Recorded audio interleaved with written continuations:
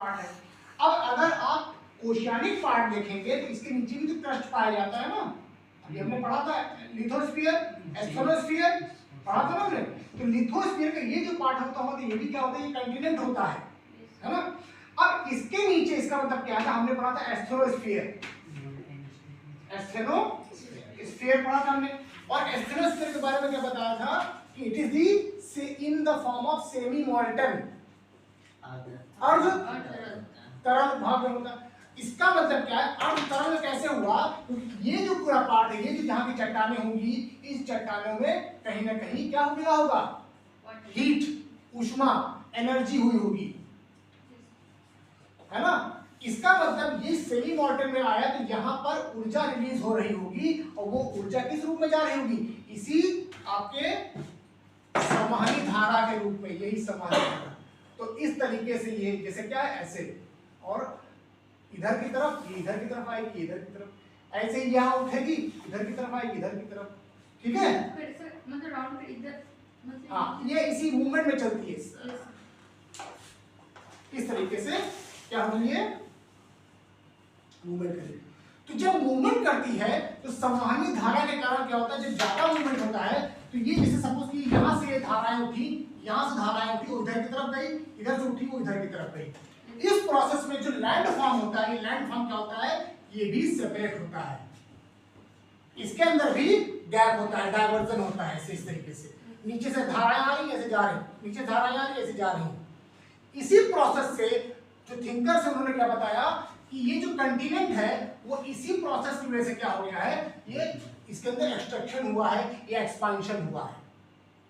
और इसको अभी आगे हम और थ्योरी पढ़ेंगे कि सबसे बढ़िया थ्योरी थी सी फ्लोर स्प्रेडिंग का, सी फ्लोर स्प्रेडिंग मतलब जो समुद्री सतह होती है उस समुद्री सतह का किस प्रकार से स्प्रेडिंग हो रही है, यानी कि उसके अंदर विचलन हो रहा था, इसके अंदर एक्सपांशन हो रहा है।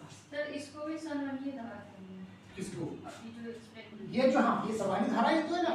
तो यही जो प्रोसेस मैंने यहाँ पर आपको एग्जांपल से समझाई कि जैसे हम घर में पानी गर्म करते हैं एक किसी बर्तन में, तो जिस तरीके से जो धाराएं पानी की हमें दिखाई देती हैं उसे कहते हैं संवहनी धारा। सेम धाराएं, same wave, same energy you will find beneath the earth, इस अर्थ के नीचे आपको इसी प्रकार से धाराएं प्राप्त होती हैं। और इन्हीं धाराओं के कारण क्या हुआ है, ये पृथ्वी जो आप देख रहे हैं, सारे कंटिनेंट जो आप देख रहे हैं, ये सबका निर्माण इसी से हुआ है। ये पहली थ्योरी संवहनी धारा की आई। अब दूसरा आ जाओ, इसी से कॉन्सेप्ट से थोड़ा जुड़ा है, मैपिंग ऑफ ओशियन। सेकंड क्या है, मैपिंग ऑफ ओशियन, क्योंकि अब हमें आगे और भी देखना है ना कैसे।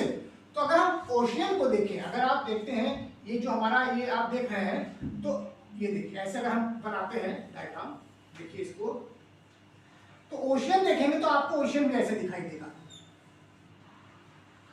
ये इसका मतलब क्या है कि ये जो आप पृथ्वी के ऊपर आप माउंटेन्स देख रहे हैं, प्लेट्यूज देख रहे हैं, या रिवर्स देख रहे हैं, या मैदान देख रहे हैं, सेम कंडीशन आपको या इससे ज्यादा डाइवर्सिफाइड कंडीशंस आपको you will see beneath the earth, यानी बीनीथ द अर्थ समुद्र के नीचे तलछटी जो है आपका, उसके नीचे भी ऐसा स्ट्रक्चर आपको दिखाई देगा।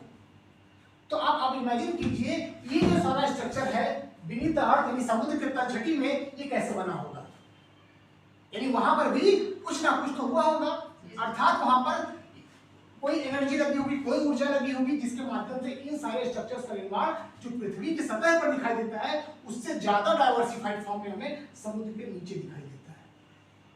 समुद्र के नीचे भी आपको क्या मिलेगा, पर्वत मिलेंगे, पठार मिलेगा, विशाल प्लेन मिलेंगे, आपको ट्रेंच मिलेगा, गर्त मिलेगी, खाई मिलेगी, ऐसे बहुत सारे स्ट्रक्चर्स आपको नीचे दिखाई देंगे।